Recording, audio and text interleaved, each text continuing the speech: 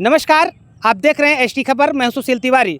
दोस्तों, जौनपुर का बहुचर्चित दूल्हा हत्याकांड में अब राजनीतिक बयान भी धीरे धीरे सामने आने लगे हैं। आपने देखा होगा, चाहे अखिलेश यादव हों, चाहे वो समाजवादी पार्टी के प्रवक्ता हों, चाहे नेता हों, चाहे मंत्री हों, लगभग सभी लोगों ने रवि यादव के इनकाउंटर के बाद जो है बयान देने चालू कर दिए हैं। आपने देखा, अखिलेश यादव ने कहा था कि न्याय दो तो पूरा दो, और रवि यादव के इनकाउंटर के बाद ये बयान आया था। पीड़ित जो है आज़ाद हिंद के परिवार के साथ ये फोटो शेयर करते हुए लिखते हैं। लेकिन इस दौरान जो है समाजवादी पार्टी के जो है वरिष्ठ नेता, सपा सरकार में पूर्व मंत्री रहे शैलेंद्र यादव ललई का भी अब बयान सामने आया है। उन्होंने बयान देते हुए कहा है कि मैं कप्तान से मांग करता हूं, कप्तान जो है 3 महीने की आरोपियों की कॉल डिटेल्स निकालें और उसमें जिसने जिसने बात किया हो सबको जेल भेजे। उनका इशारा जो था भाजपा के नेताओं के ऊपर था कि भाजपा का पदाधिकारी था जो है भोले राजभर, और उसके जो सहयोगी हैं वो लोग भाजपा के लिए काम करते थे, कहीं ना कहीं वो लोग भाजपा से जुड़े थे।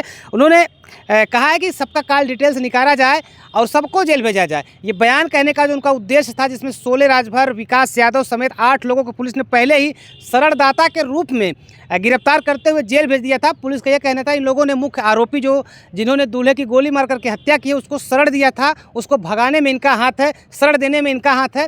उसके बाद उन लोग ये 8 लोगों को पकड़कर पुलिस जो है गिरफ्तार करते हुए मुकदमा दर्ज करते हुए जेल भेज देती है। इसके बयान पर उन्होंने कहा है कि जो है सबकी जांच होनी चाहिए। कहीं ना कहीं ये लोग सत्ता के संरक्षित माफिया हैं, सत्ता से जुड़े हुए लोग हैं। शैलेंद्र यादव ललई जी आज जो है कहीं ना कहीं भाजपा पर खुलकर वो हमला बोलते हुए नजर आए। इनकाउंटर को लेकर कहा, इनकाउंटर पहले भी तमाम होते रहे हैं, लेकिन किसी का फर्जी मुठभेड़, फर्जी इनकाउंटर नहीं करना चाहिए। क्या कुछ उन्होंने कहा है, हम आपको सुनवाते हैं। इनकाउंटर पे सवाल उठाए जा रहे हैं कि कुछ धर्म के लोगों से, विशेष धर्म के लोगों से, विशेष जाति के लोगों का इनकाउंटर किया जा रहा है। कैसे देख रहे हैं इस पूरी कानून व्यवस्था को और ये इनकाउंटर्स चल रहे हैं उत्तर प्रदेश में?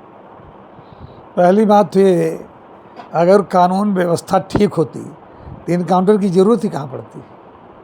दूसरी बात ये, इनकाउंटर हमेशा होते रहे, लेकिन विशेष परिस्थितियों में अपराधी और पुलिस के बीच में मुलाकात, मुठभेड़ हो गई, एक दूसरे की तरफ से गोलियां चली, उसमें कभी पुलिस वाले को लगी, कभी अपराधी लगी, कोई घायल हुआ, कोई मारा गया, ऐसा होता था। आज इनकाउंटर ऐसा हो रहा है, एक दिन पहले मुख्यमंत्री जी या कोई मंत्री या कोई सत्ता का नेता या कोई अधिकारी कहता कि इनकाउंटर होगा, दूसरे दिन इनकाउंटर हो जाता है। हम पूछना चाहते हैं कैसे पता हो जाता है उनको कि कल इस अपराधी से पुलिस का मुकाबला होगा और इनकाउंटर होगा। यही बात ये दर्शाती है ये सब फर्जी हो रहा है। जौनपुर में 1 मई को एक घटना हुई, आज़ाद हिंद को नेशनल हाईवे पर फिल्मी अंदाज में बदमाशों ने गोली मारी। उसकी बहन लगातार मांग करती थी। उसके बाद इस मामले में 3 लोगों पर 1 लाख का इनाम घोषित हुआ और एक आरोपी रवि यादव का इनकाउंटर।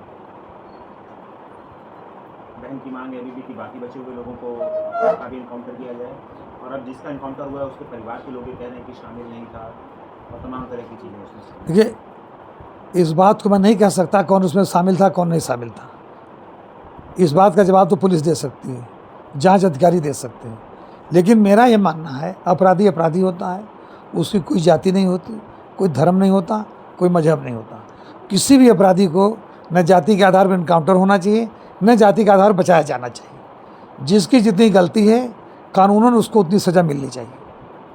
रही बात आज़ाद हिंद की, बात आप कर रहे हैं, जो लोग नामजद अपराधी हैं, सत्ताधारी दल के पदाधिकारी रहे हैं, सत्ताधारी दल के नेताओं का संरक्षण है, उस क्षेत्र के माननीय विधायक जी का, उस क्षेत्र के लोगों का, भाजपा के लोगों का संरक्षण है। चाहे 2022 के विधानसभा के चुनाव रहे हों, चाहे उसके पहले पंचायतों के चुनाव रहे हों, चाहे नगर पालिका, नगर पंचायतों के चुनाव रहे हों, वो लोग खुलेआम से भाजपा के लिए काम कर रहे थे, भाजपा के लोग थे।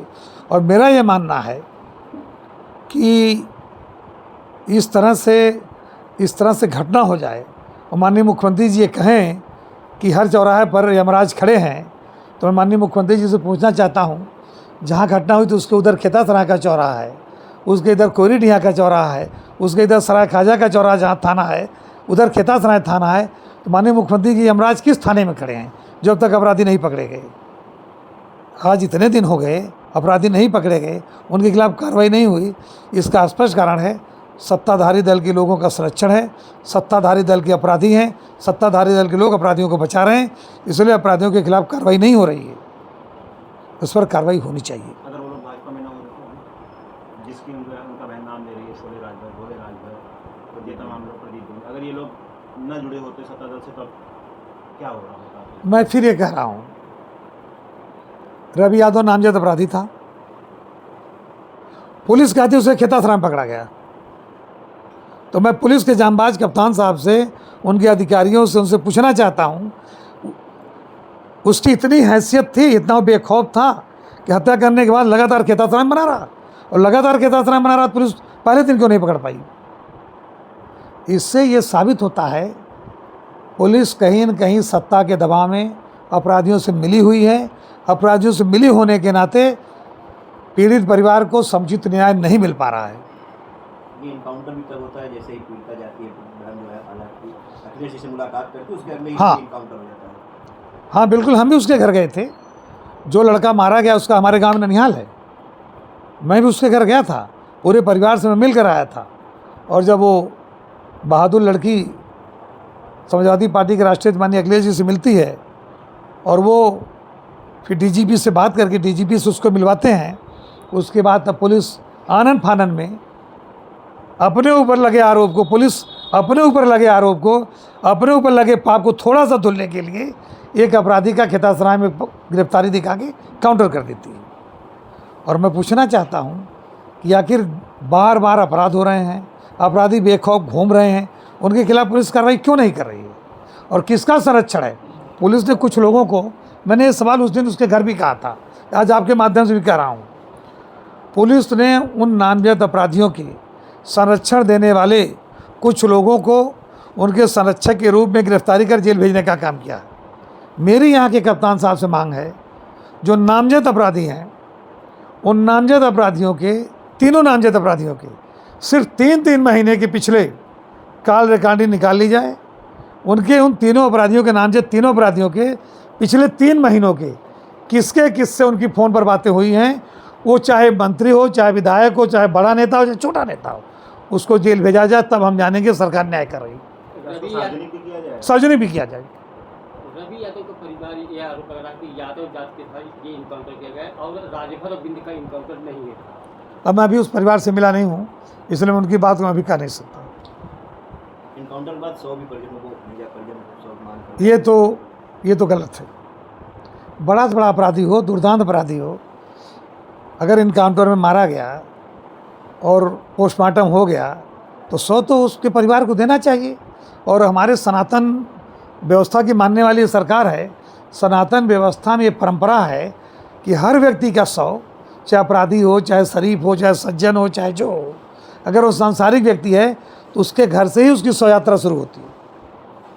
ये तो उन्हें मौका देना चाहिए था, उसके परिवार के लोगों को उसे अपने घर ले जाते, फिर वहाँ से उनका जो अपना घाट है जहाँ उनके खानदान के लोगों का दाह संस्कार होते हैं, वहाँ ले जाकर दाह संस्कार करते हैं।